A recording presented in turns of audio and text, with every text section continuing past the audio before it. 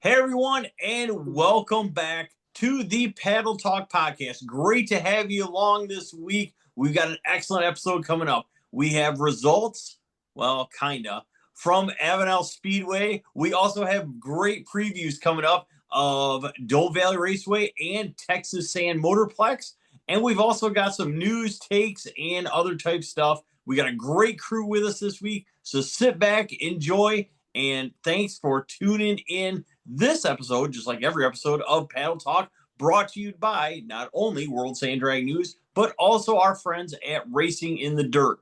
Racing in the Dirt, your complete turnkey to component race car shop. Whether it's mud, sand, or dirt, they are ready to take your program to the next level. From Cleveland, Wisconsin, they UPS daily, whether it's small stuff like brake parts or roll cage kits or wheelie bar kits, to cut tires, uncut DOT tires, wheels, you name it, to rolling chassis or full turnkey car builds, much like Jim Bailey's Blazer. They are ready to put something together for you and help your race program to the next level. So give them a call today, area code 920-697-2000. That's area code 920-697-2000. Sorry, 693-2000. Anyway, as I said, UPS Daily, and they are ready to help you out. And they have over 40 years of experience in the dirt, sand, and mud. So give them a call today, or check them out on Facebook at Racing in the Dirt, or check them out the old-fashioned way at racinginthedirt.com. That's Racing in the Dirt. And now Caleb Mings has a couple of other sponsors. Yeah, so if you guys want a great place to go and test one of those Racing in the Dirt chassis, you can do that at Silverback Offroad Speedway. The season is over, but we're going to be looking to a great 2026 program with everything from sand drags, hill climbs, short course racing, built for all kinds of different sand vehicles. You can check out future updates for their racing program at silverbackoffroadspeedway.com or visit them on Facebook at Silverback Offroad Speedway. If you're already there, in Mears, Michigan, you might as well hit up the Silver Lake Sand Dunes. Season is also closed off. The dunes are closed for now, but they're going to be back at it 2026. It looks like April 1st is going to be opening day for the Silver Lake Sand Dunes, and you can hit up Silverback Off-Road Rentals for a premium ATV, side-by-side, or Jeep to go and enjoy the dunes, whether it be for a short sunset cruise with the family or an entire day excursion. You can check them out at silverbackoffroadrentals.com or Silverback Off-Road Rentals on Facebook, as well as you can follow along with Doug Vinlett and the crew as they go trucking across the states, working on the big rig, working on the race car, some shop tours, some smack talk on the Dirt podcast. You can visit them at 31Go Life. That's the number 3 ONELIFE on YouTube. 31Go Life. All right, so let's jump right into it. Avenal, is this race results or just scuttlebutt, or I'm not sure what? Well, I think this is previews, Isaac. This is previews, I believe. This is previous. All I saw was our guest, Joseph Weaver, and it looked like him hanging Patriot style from the back of a backhoe. Or maybe it's just some sort of piñata. I don't know. And somewhere Kenny was laughing hysterically. So Joseph Weaver joining us. If you haven't figured that out, welcome aboard there, my man. Also joined by Mr. John Sorg, Damian Bowers, and Caleb Mings, along with the rest of the guys here. All right, Joe, I'm going to give you first crack at this. What happened? Okay, so 2 weeks prior to Avenal, I get a phone call from Kenny Hayes, and he goes, just back and forth, whatever. And he goes, I need a picture of you, like, in you at the races. I don't care if, but you can't have a helmet on. Like, it has to be your face.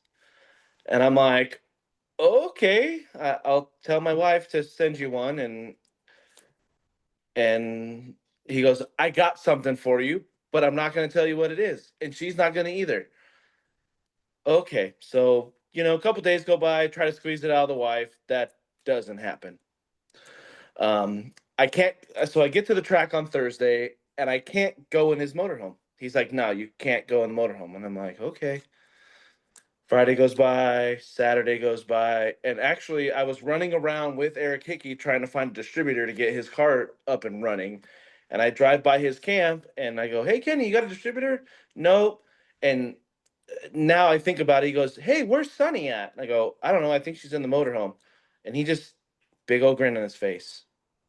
Mind you, she's in Kenny's motorhome helping Linda put this thing together. And I have no clue what this is. Like, I'm it's Kenny Hayes, so I don't know. I'm like, I don't know what it is. He's a jokester, whatever. So I kind of totally forget about it and wake up Sunday morning and it's on Facebook. He's like, "Just getting my buddy ready for the day," and it's this piñata that has this face on it right here. Oh, there it is. There's the face. Okay. My wife was in Kenny's motorhome the time I went by Kenny's motorhome, and she was putting all this stuff together. That's why I couldn't go in the motorhome. It somewhat look almost of Jerry Garcia. I gotta say, I'm not sure what to think of that. I don't know what to think of it either. So you spin it around. Yeah, it was. He literally put a ratchet strap through it because he didn't know how to hang it from the front bucket of the tractor.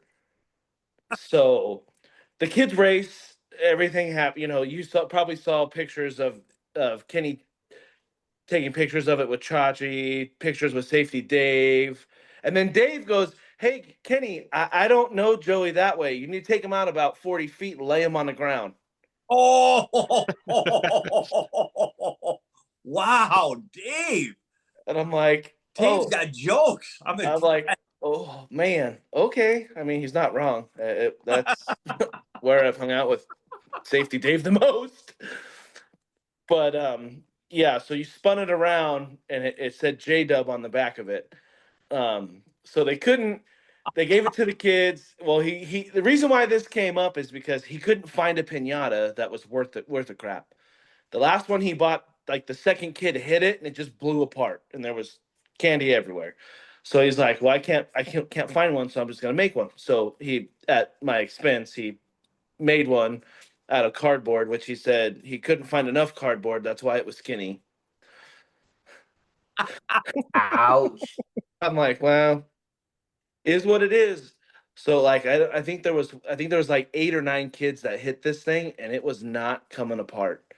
There were some sluggers too, and they were hitting it with like a walking stick, and they were beating the hell out of it, and it just would not fall apart. And then finally, the one kid hit the legs off of it, and nothing would come out of it. I will say, though, I think this is my favorite piñata. And this is something for those of you guys that have not been to Avenal in the fall race. It's always close to Halloween. So Kenny, for, gosh, I mean, several years now, has been getting a piñata for the kids. And it's been, you know, like one of my favorite things, just see them go through and take turns smacking at it. But, you know, as Joey was saying, the last one just did not last. So the kids got their money's worth out of this one. Because they definitely, the legs came off and they were still smacking in. They pack it with like bags full of candy. So the kids all get like, you know, kind of equal share of some candy with it. But they just were beating it, and a couple bags would fly on. They beat it again, and then his arm came off. Yeah, it was fun. It was quite entertaining. Caleb, are you going to post the picture of the kid? You know what? I wanted to wait till we did the podcast because I've got some great photos and I've got a whole video of the kids going at it that we'll post up too. But I wanted to make sure that we didn't spoil it. I was trying to get it posted up before they ran into top limiter. I'm like, I don't got time. I'm like, you know what? I'm just going to save it. And then I meant to talk about this segment last week when we're going over the rest of the Avenal results and kind of fun little stories and stuff that were happening in the pits, and totally forgot about this. So we had to squeeze it in on this episode. I got to say, the picture here, I'm looking at it, and everybody looks really happy, except this one kid in the middle that looks like either A, it broke before he got to hit it, or B, he got picked like last to take a swing at it. That kid. Oh no, they went like 2 rounds of every kid standing in line. Like they hit the hell out of this thing, and it would not break. Like, so they went twice. I think actually it was like halfway through the Three third times, round. I think. Yeah. Yeah, halfway through the third round, probably the kid in the middle you're talking about, he's probably the one that broke it open. So it's probably the kids behind him that are like, this is stupid, and I wanted to be the one that broke it. I think they were. He was like, I don't want to take pictures, Mom. I want to hit the piñata. That's the vibe I'm getting from it. And they had like, we had a whole group of people trying to take photos with the whole gang there. So he's like, I don't, just give me the stick. Right? I'm supposed to be going first, and you people want to keep taking pictures of this stick. Give me the stick and let me start beating on it. So just stay tuned for April, because Kenny has told me that April might top it or might be just as good. Oh man. Oh, leave it to Kenny Hayes. That is awesome. I love it, man. That is one, it's a great idea. Okay. This might be the best thing I've seen at the racetrack since Mandy Reinders got taped to the tree. John Sorg, you may have been present for that. I didn't say you helped. I'm just saying you may have been present. But I mean, we're running pretty close, aren't we here? Piñata, Mandy taped up to the tree. I mean, It probably, yeah, I agree. Definitely. I mean, I always heard good stories about Dees and Bonterre. no, whoa, this is a child-rated program. We are not going down that road. Easy Bunch squirrely. of little kids beating the hell out of J-Dub hanging from a freaking tractor. You know what? Oh, I 100% approve. Has Kenny asked you to bring the head back with you yet? No, this is just the face that was like taped onto the face of that Oh, thing. So like it. but the Yeah. hair looks really good. I'm not gonna lie, man. This is yarn. Like that's all that is. Is it really? Yeah. That's impressive. And you know what? I don't know if this was intentional, but having the face red just totally matches. Because let's be honest, I mean, you're red right now, but Yeah. especially at races out in the Oh, sun, it's awful. Joey's a tomato. Yeah, pretty much. True. You can't argue that. No. Oh my word, that is awesome. Well, hey, you know what? I mean, Joe, you've been immortalized as the Piñata. I mean, you win rounds, you're on the Piñata. I mean, I'm not sure what the next step is for you. I didn't win a whole lot of rounds at Avenal, to be honest with you. We'll let that go this time. Yeah, I don't know. We'll see. He just told me, he's like, you just wait for April. I'm like, Oh my gosh, hope it's someone else. that's concerning.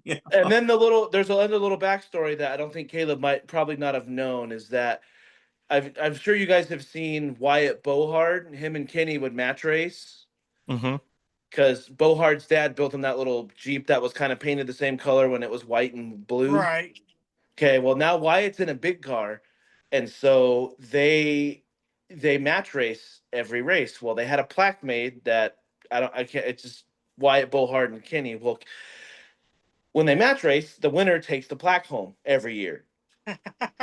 Okay, well this year in October, because Wyatt was gone for school or college or some trade school, so he was there in October. Well, Kenny decided that he would put a chain, and I'm not talking like a necklace chain, I'm talking like a chain, and attach it to the plaque so you could put it around your neck.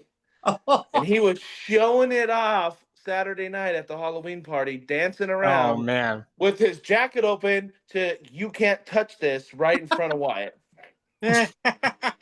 See, I miss getting to by the time I got to the Halloween party, people were already wrapping up. I really was bummed that I missed it, because there were some great costumes that I saw posted. And man, I missed out on that. I did not realize he had that. I did get to see the match race, which was cool. Yes. But I didn't get to That's see the hilarious. bickering, but Wyatt ended up winning. I think Kenny went red, but I didn't get to see any of the bickering after that after Wyatt beat Kenny. So it's always something with Mr. Hayes.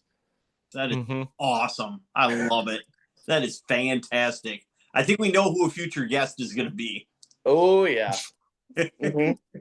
for sure.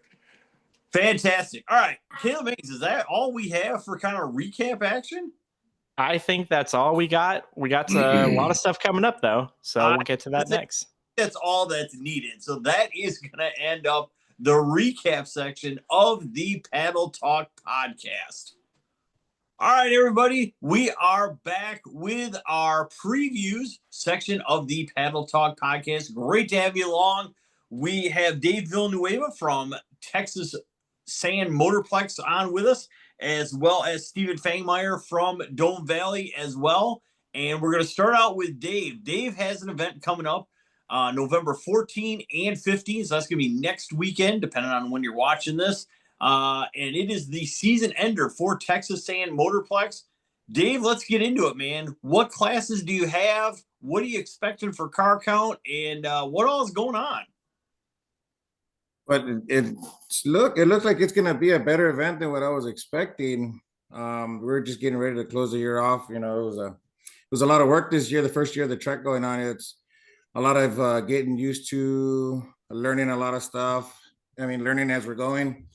And I don't know, I guess it being the last race of the season, we've got a lot of attention lately. Quite a few bikes coming in from out of town. The classes are the grudge racing classes, unified rules, the stock arm, stock class, unlimited, unlimited twins and stuff like that. Car count, I think there was supposed to be a couple of Drexes out there. My cars and then the Ceniceto's cars should be out there too. The two Drexes he has, from what I understand. And there was going to be a couple of Jeeps from out of town. I'm not sure, but most of all the local races should be there. There's been a lot of talk about it. Awesome, man. Yeah, we've seen the flyers and stuff, and it looks like a pretty well publicized event. So I think it's going to do well. You've got a special class run this weekend as well, correct? Yeah, Jimmy was putting together something for Nick. From what I heard, I saw it on one of the flyers. I haven't talked to him about the specifics yet, and honestly, I forgot about the podcast today. Caleb reminded me, and I was like, man, I was hauling ass trying to get back.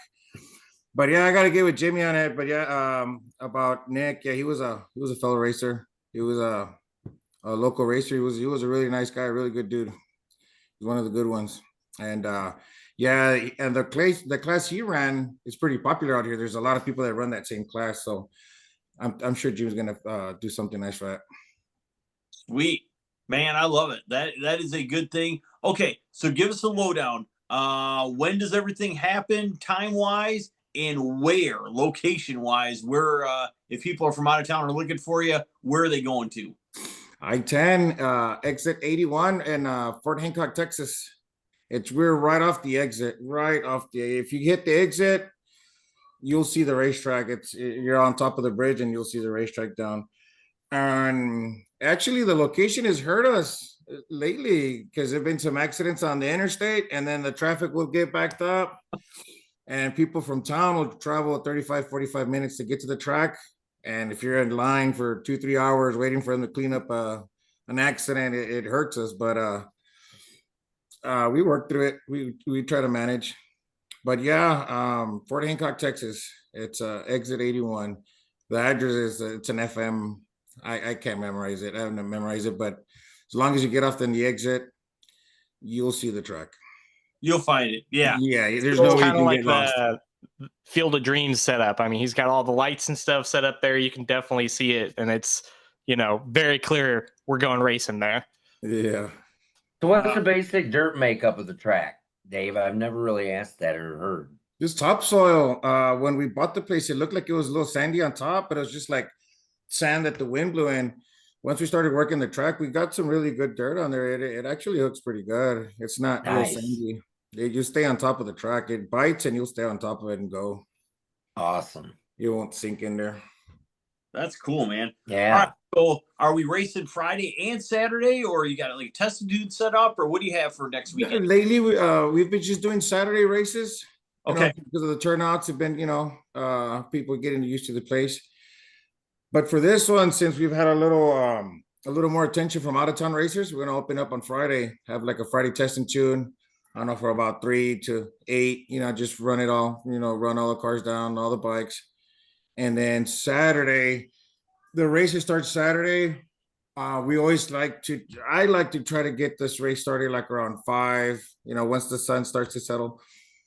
But it's a last minute town. Sometimes we wait for races to show up, to try to get the ball rolling.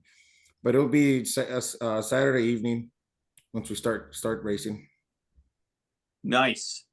Nice, man. I love it. Guys, questions and comments for Dave while he's here?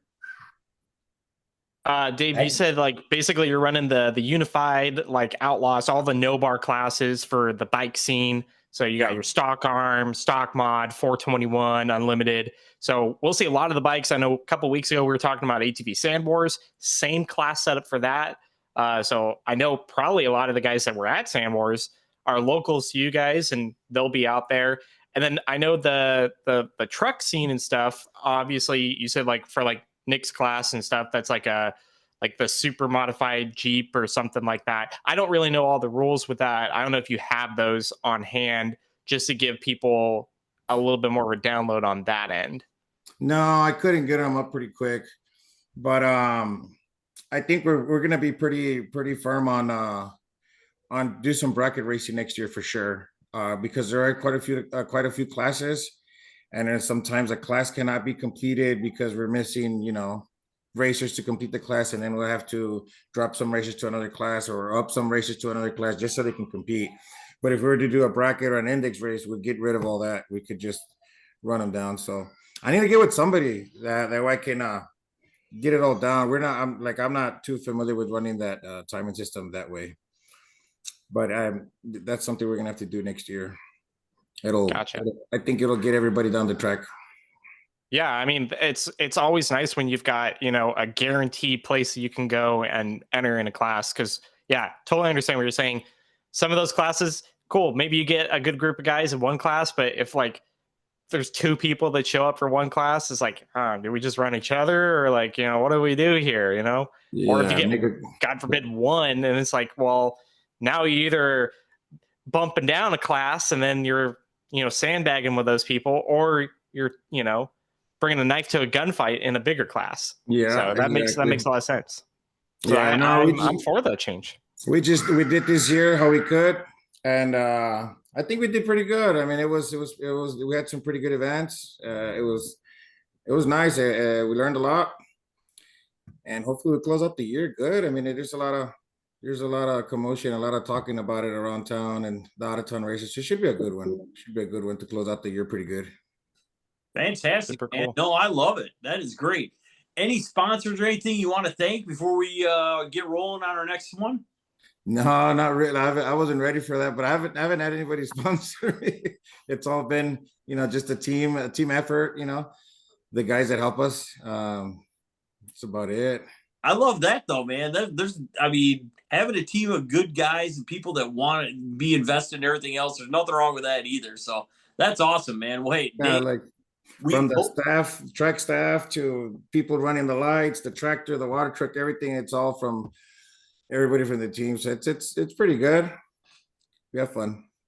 That's awesome, man. Well, hey, congratulations on a great first year. Like you said, you guys have learned a lot, come a long way. And here's hoping you guys have a really, really good last event here for this year, and looking forward to 26 then. Oh yeah, for sure. Awesome. All right. So that is going to end up our time with Dave Villanueva from Texas Sand Motorplex. And we are moving on to Mr. Dome Valley currently. Stephen Fangmeyer, welcome to the show, buddy. How you doing? Good, man. Thanks for having me. Awesome. Just the voice of Dome Valley over here, just the guy that everybody is forced to listen to. Yeah, well, you know what? As being that type of guy back east, so to speak, as well, you know what? Here's a reminder for all you. Whatever you put on your text sheet is what we're going to read. So if there's nothing there, we're going to start making stuff up, and you may or may not like it, right? I mean, that's how it works. All the guys know there's a disclaimer at the top of their announcer's form that if you don't fill it out, I have full artistic license to make it up for you. Absolutely. There we go. All right, man. I love it. A lot of the guys just, there was a couple races ago, one guy said, bring it on. That's all he wrote. Wrote his name, bring it on. So You know. I'd like to see you two announcing together some event sometime soon. Hey, so if you're coming out in March, you know, Yeah, I'll because have my Damien's Yeah. not coming. too. Yeah, I was gonna say if Damien's not coming, apparently there's room now. So I mean, you and Isaac. That would be an awesome duo in the Yeah, it booth. would. I'm always down. I'm always down. That would be cool. I mean, maybe there's room in somebody's trailer for my bike to go in. I'm just throwing that out there. How long's your bike, Isaac? Not as long as the dragster there, Johnny. So Well, he needs a thing Well, to that- tow his dragster with. So yeah, your bike's shit out of luck. Sorry. wow, thanks, Joe. I mean, I don't know. He needs a Tow- golf cart to cruise around. John, tow his dragster. I don't think I've seen that happen. Me? I'd say I don't think anybody's drug your dragster around very often, have they? No, I try to be a one-man band. All right, well, let's quit putting ideas in Johnny's head and let's get back to All right.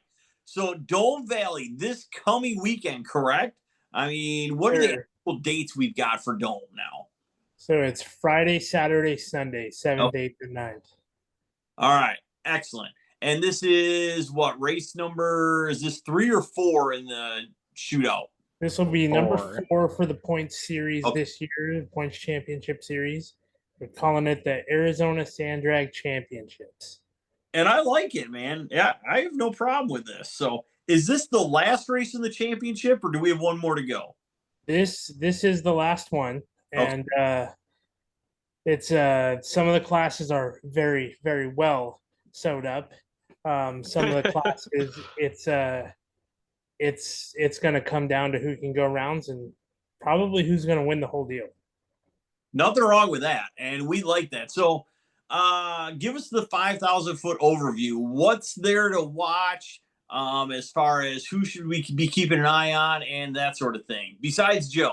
I mean, Joe needs So the supervision at all times. the 395 ATV index class on Friday is going to be a good one. The way our points run there, it's on a standard event, it's 100 points to the winner, 80 points if you make it to the finals, and then it drops down 20 points every round that you go from there. And you get 20 points for just registering and making the call. So currently, Wesley Fuller has a 40-point cushion over third. So you can throw a blanket over the top of those guys, and the championship race here is points plus. So the winner gets an additional 50 bonus points. Nice. So it's anybody's ball game, with the exception, Friday 395 index is going to be the class to watch for ATVs. 395 index car, Braden Root's got that well wrapped up. 450 index car, Jared Fauche's absolutely tied the bow up on that one. And Hey, I still got a shot at second place. Okay, still got a shot. you can be the bridesmaid, buddy, and we'll root for you to do It's that. fine. That's fine with me. Maybe they can make you a pinata with a dress on it. For that. They might. Wouldn't put it past them. I was just gonna say, Kenny Hayes. I smell April Piñata. Hey, he's not home. Okay, he left Avenal and went to Lompoc to the Bohards, and he was going from Bohards to Glamis, and then from Glamis to Dome. So, not to say he doesn't have time to make one, but he's not home. He's got a lot of places to pick up cardboard at, though. I Between mean, there and Dome. listen, I do construction. I'll bring him the cardboard. Yeah. So, Saturday's classes, there'll be another good ones. Dominic Pena, that Pena Racing Camp out of Bakersfield. The kid is just a model of consistency. He's at the top of the points in every division that he runs. He's got a nice little cushion in Sport 1 ATV, but Mr. Caleb Mings over here has got a shot. He's just, Caleb, you got to draw Dominic the first round and take him out. That's what I have to. That's the only way. I mean, and I missed a round. Had a baby, so definitely hurt me in the points championship. But you know what? I don't care. That little girl it was definitely worth it. So it's always worth it. Sport 2 ATV on Saturday. That's another good one. Only 30 points separating the top three. Sport 2 car, Jared Faucher's got a 90-point cushion over Clayton Teeter there.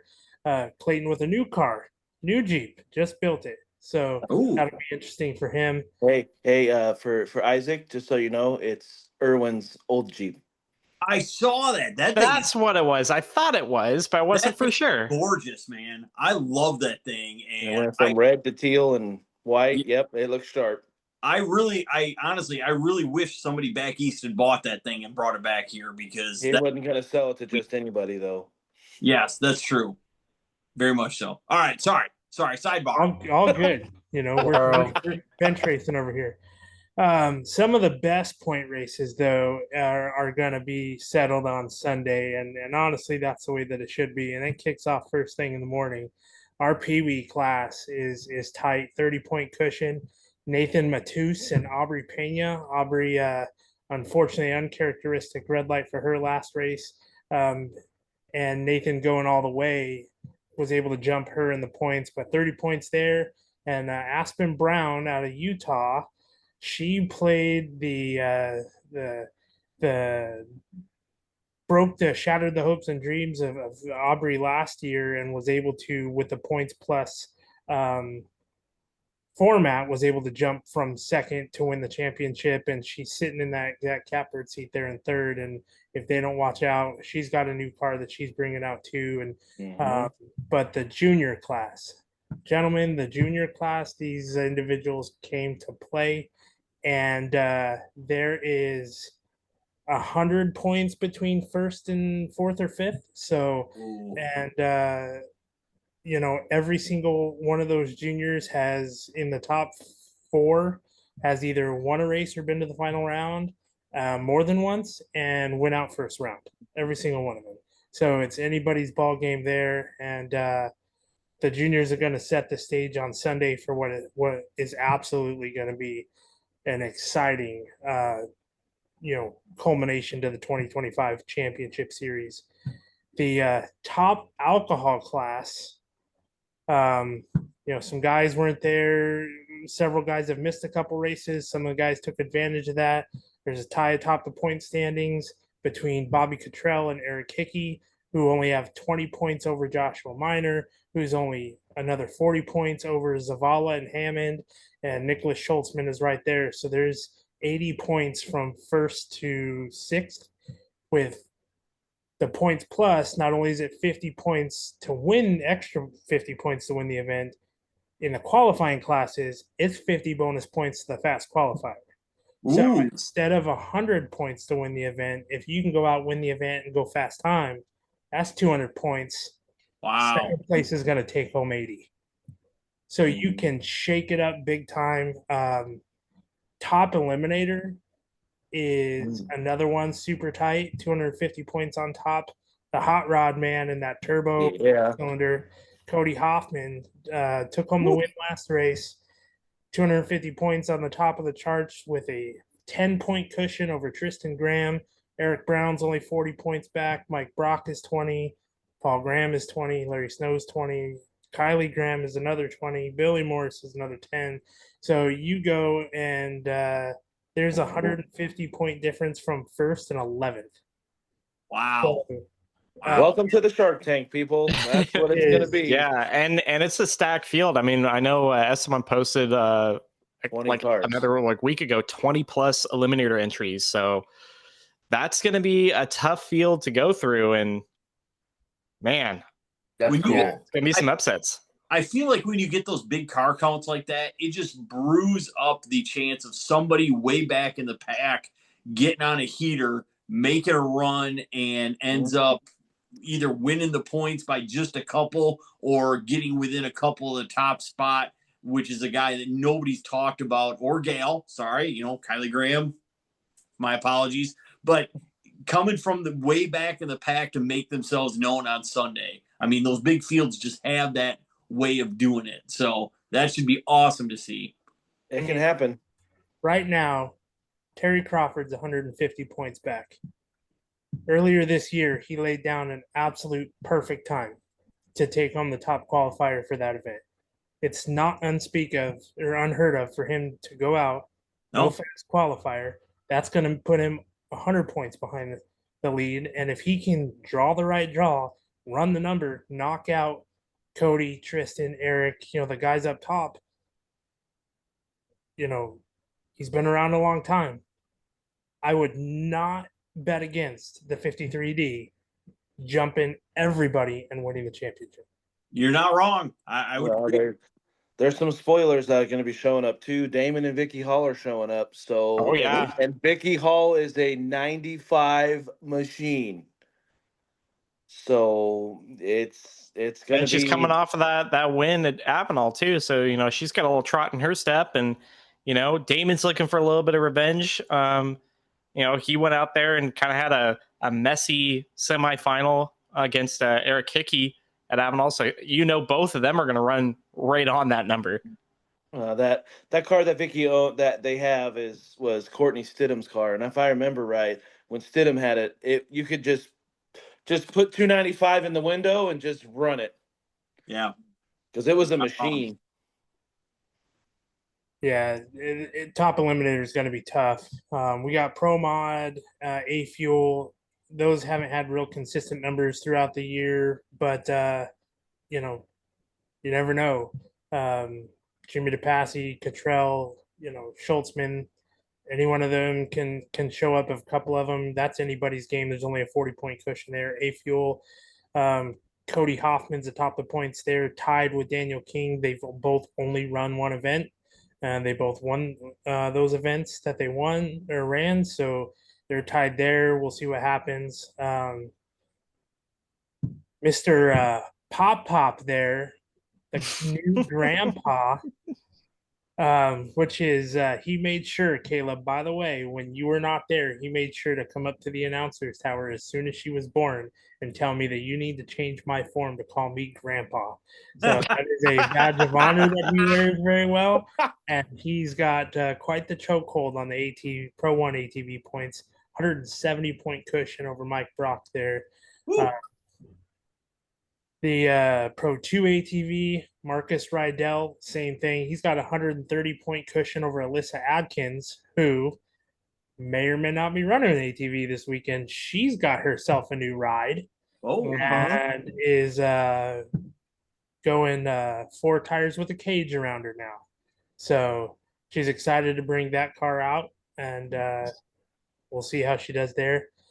Pro 1 car is going to be a dogfight. There is a tie atop the point standings. Sam Adkins and Hector Garcia Jr. with only a 20-point cushion over Arnold Cox.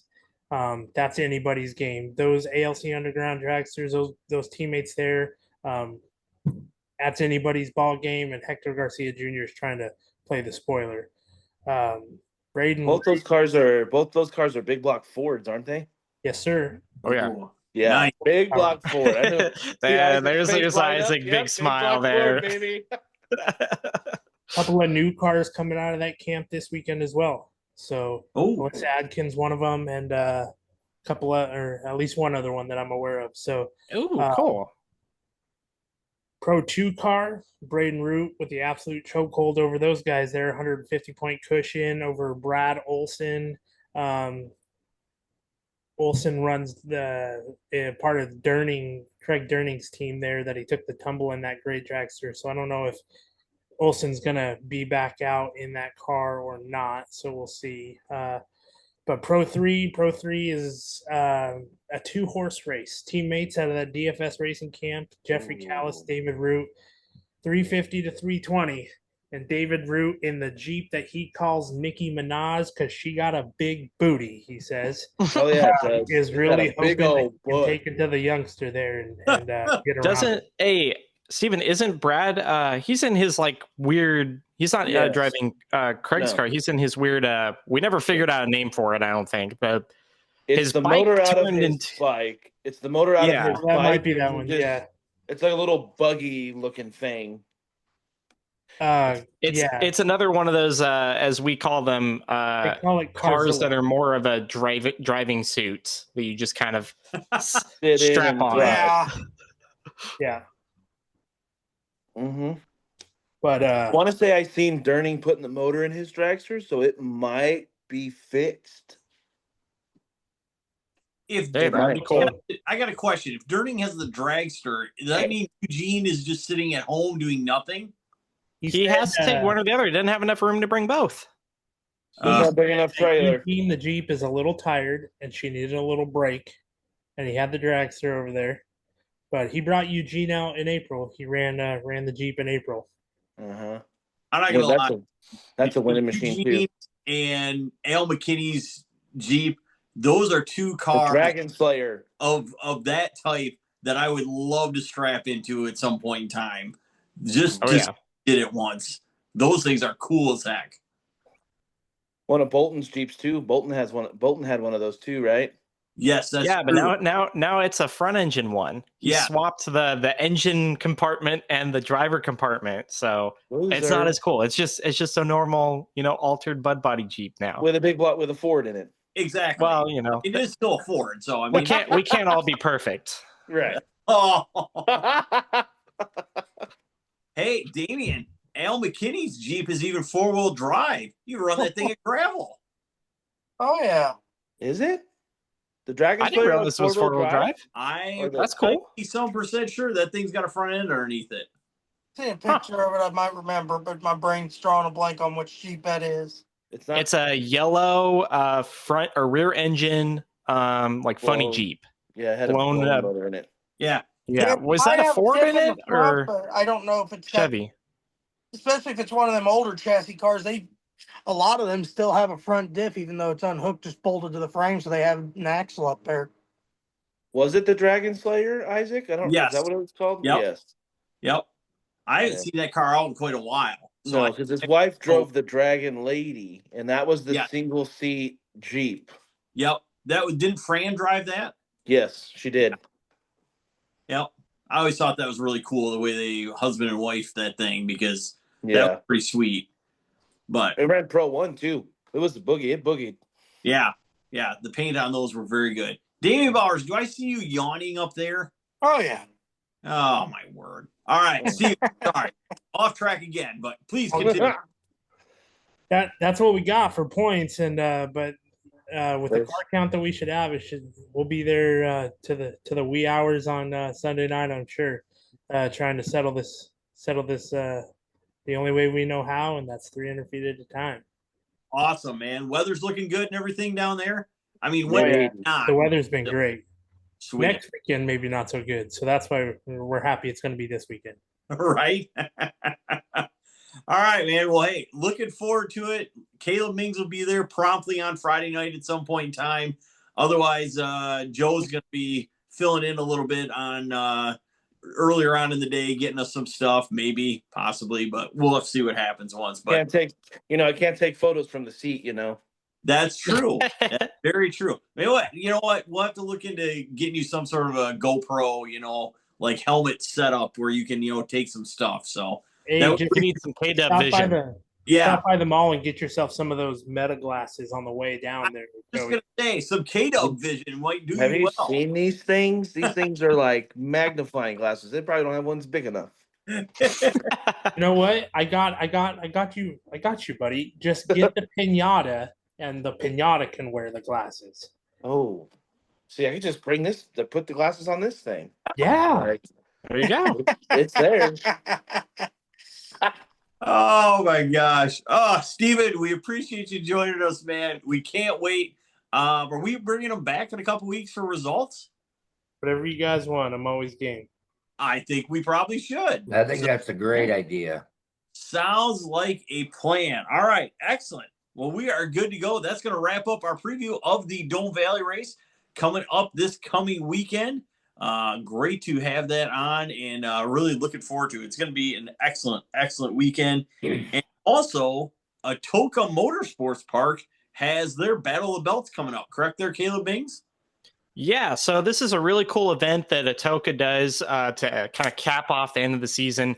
Everybody that has either taken a first place or second place podium spot there in any of their classes is eligible for this invitational race. So if you haven't won a class or it's runnered up, you ain't invited. It's a complete just cluster with everything from top alcohol dragsters down to peewees. Everybody gets grouped in there. They've got a list here. I don't know if we want to run through it. There's a lot of people. I mean, there's 30, 40 people here maybe between. So they've had a lot of different winners across the different classes. Yeah. And this is all I know we had correct? all bracket. So they have a pro side of the class and a sportsman side of the class. So they split down whatever the tree that they typically run. And then they get the winner of the sportsman side of the ladder and the winner of the pro side of the ladder. And they face off in a final. And this is what's crazy because I don't know of any other track that does this. They actually, in that final, the pro class racer gets a pro tree and the sportsman class winner gets a sportsman tree. They somehow split it. How do you pull that off? I don't know, but that's sweet. You can do it. Yeah, it would. I've seen it done on accident at our track. Really? Yes. That's not. Oops, I've sorry. never seen separate trees drop. Yeah, it was pretty interesting. I'm like, what? Did I just see what I saw? And they're like, yeah, you did. Well, so hey I mean, then. it's a cool format though, and like I said, it literally can be anybody from the peewees up to top alcohol that could win the whole thing. So they obviously it's called the Battle of Belt. They got big old belt. They've got all sorts of different things going on with this. They've got some. I can just imagine being the peewee that wins it all and ends up running against the top alcohol dragster in the final. Right? It'd be crazy. So they are doing, I don't know if they do this every year, but they are going and they've got all these different like awards. So it's kind of like your, high school yearbook, who's most likely or best of or whatever. One of the categories here, they're going to do the best smile. So all the racers got to be careful there. A lot of Oklahomans don't have many teeth left. I'm sorry, guys. I love you guys. Wow. That's my audition for the next award, which is the best trash or smack talker. So I don't think I'm eligible, but that's my Derek. That's my little 2 cents in the bucket. Your entry. If you're not careful, they might make sure that you don't have a whole lot of teeth in your mouth. Very true. Very true. I vote that we put some of those awards into place at Dome, but I totally want to make myself eligible for the trash talk one. Ooh, I don't know. That would be really hard. I don't know who's going to judge that. Yeah. So that'd be a tough opposite one. side of that, they've got the best sportsmanship. So that would be me. Yeah. And then they've got this awesome giant, just like you were talking about, Joey, the plaque hanging from the chain. They've got this giant medallion for red lights. Red light schmuck. Red light schmuck. So I like that. I don't know how you become eligible. I don't know if it's the first red light or if it's the most red lights or I don't know. But says don't whine about Maybe it. something Red is red. WSTN might look into doing for next year as a whole. Maybe. Well, I'm sure Eric Brown could fight over that award at Dome. Hey, that little small block didn't have oil pressure for the final round at Avenal, but it's in the box and it has 90 now. So it'll be there. It'll be at Dome. Hey, when it's the final round, how much does it really matter? That motor would have been nice. That motor was brand new from bottom of the blower to the bottom of the pan, and no oil pressure at all is not worth winning a couple $100. Yeah, true. I mean, I've seen people do categories crazy they've got in there. Plastic. I have too. Well, I mean, trust me, if we fired that thing off and it had 20 pounds, it was going down the racetrack. Yeah, he said he was gonna send it, but I don't know if he ever figured out if it was actually a bad gauge or if it was really an oil pump that went out. I don't know what he changed, but he changed the oil. He told me the gauge worked. He changed the oil pump, and when he fired it on Saturday or Sunday, it had 90 pounds. Well, there you go. Probably a good thing that they didn't, say, we've had electrical issues. We don't think the gauge is reading right. That would have probably been an expensive mistake there. I advised him to put an oil pump in the trailer just in case. Yeah, no doubt. Yes. good idea, especially because they're gonna have both cars out at Dome too. Yes, both cars. A couple other categories Atoka is doing here. The Unsung Hero Award. So this is for anybody that's like behind the scenes, but they make a big impact at the track. That'd be Joey. So Joey, they're saying it I'm could be- nominating you for all these, buddy. there you go. Could be a track staff, crew person, family member, somebody that just, like I said, they don't necessarily get the recognition they deserve. And then the last one I see here is for Top Young Gun. So this is anybody 18 years or under. And so they've got kids from Pee-wee's classes up to like the pro categories that would fit the bill for this. And they're just looking for the next, kind of like you're 30 under 30, but for the actual kiddos there. Sorry, Joey, you're out on that one, buddy. Yeah. It's the The beard. beard might, maybe you shaved. I don't know. I mean, I had a Little full baby beard face going on. I had a full beard when I was 18, so it's kind of like didn't really matter. Just shave the piñata and just wear it like a mask. Yeah, so like this. That'd be Just disturbing. shave the beard off of it. I mean, I couldn't even tell you put it over your face. I just saw your hand like. Oh. So I think that's all the categories they going for different awards there, unless they are going to post up more. But so people are going to have a chance to win all of those. And then, of course, like we said, the Battle of the Belt, Best of the Best race. That's going to be November 7th and 8th at Atoka Motorsports Park in Atoka, Oklahoma. Fantastic. All right. And that is going to wrap up our preview section here on the Paddle Talk podcast. All right, everybody. And we are on to the last segment here on the Paddle Talk podcast, brought to you this week, just like every week, by World Sand Drag News, Racing in the Dirt, Silverback Offroad Speedway, 1-3 Go Life, and Silverback Off-Road Rentals. And we are on to our news and views / hot takes area to close out the program, or podcast, as some of you might say. So, gentlemen, get it ready. Joe, we are going to start with you. Hot take / news that you're either something you're looking forward to or something that caught your eye in the past week. What I'm really looking forward to be honest with you, Isaac, is to not get my face kicked in this weekend at Dome like I did 2 weeks ago at Avenal. I feel like I put some decent laps together, and the opponent in the other lane was like, that's cool. That's cool. Here. And sometimes it goes that way. You feel like you put really good laps together. You don't get the outcome you think you ought to have. And in 2 weeks' time, that can totally take a 180-degree turn, and look where you're at. Well, it didn't help itself that I got down to the semis on Friday, and I decided to continue to roll my adjustable trans brake button out to where it wouldn't engage the trans brake. Oh, that is a problem.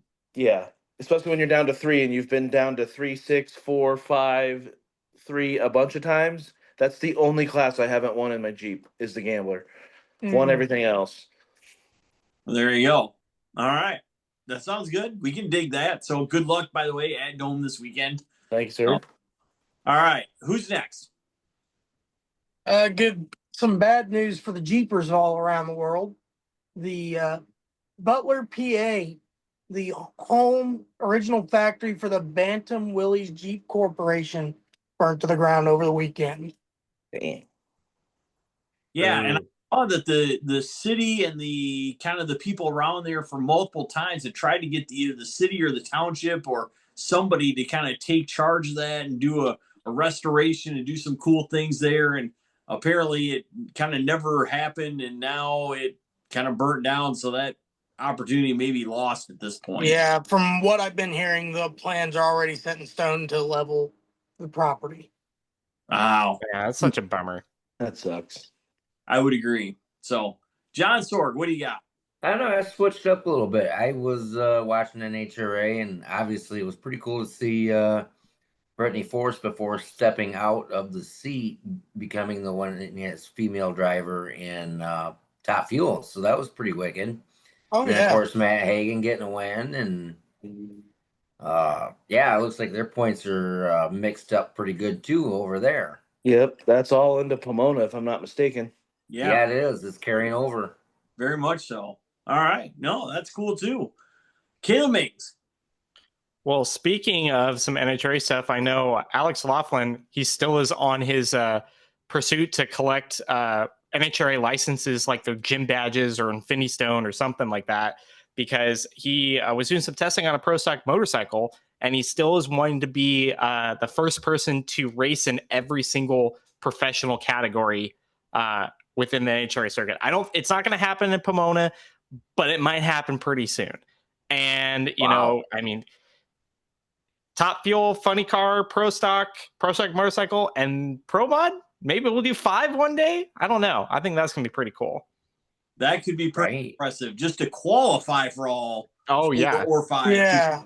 Monument. And I know he, in the post with some of his like testing on it, he said that literally Pro Stock Motorcycle is obviously not the fastest thing he's ever driven, but he said it is the most different out of everything that he's been behind the wheel or bars of. And he said, like, literally all his skills that he's been collecting with all these other vehicles he's driven, they just don't transfer. He said it's a very weird thing to get used to. So Yeah, out the window, everything, literally. Speaking out the window, man, if you fall off that damn thing, you ain't got no windows. You're done. I know. Yeah.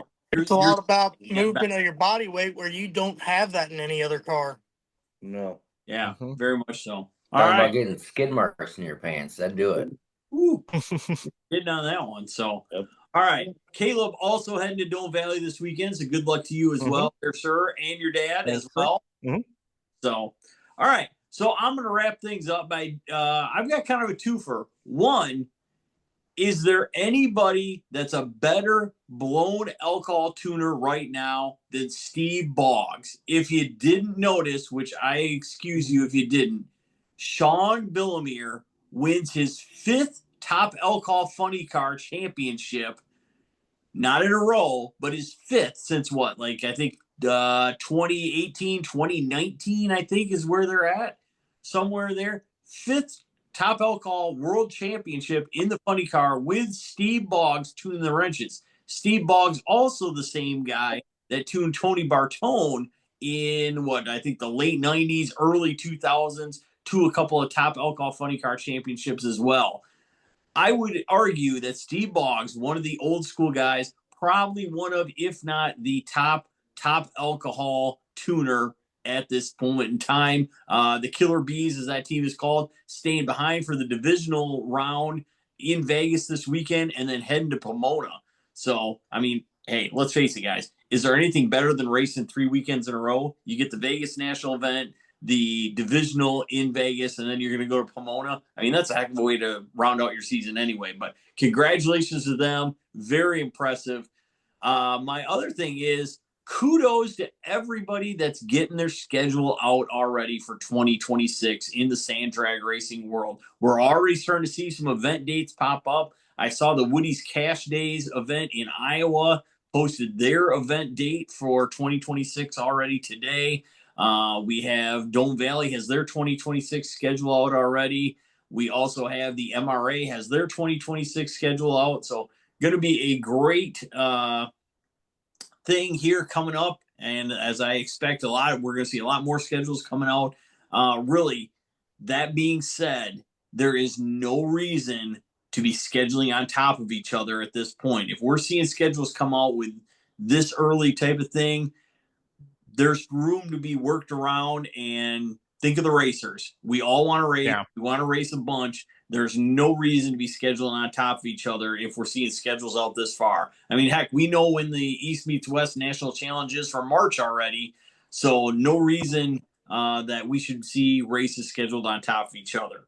So yeah, and Isaac, that's a good point too. Even for some of those big races, for promoters, track staff, everybody that's setting these schedules, don't just look at, kind of the surrounding area. Be aware of some of those big events as well, because you might lose some racers, from your local crowd that are planning to make, some traveling for these. Obviously can't please everyone, but be aware of some of those big ones where that there's a contingent of your local racers that might attend one of these bigger races out of state.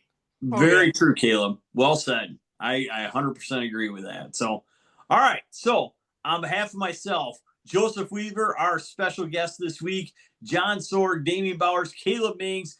Thanks, everybody, for tuning in. It has been episode 97 Yes, of sir. the Talk Podcast. We are racing 100, folks. Can't wait to have you along, and we'll see you again real soon.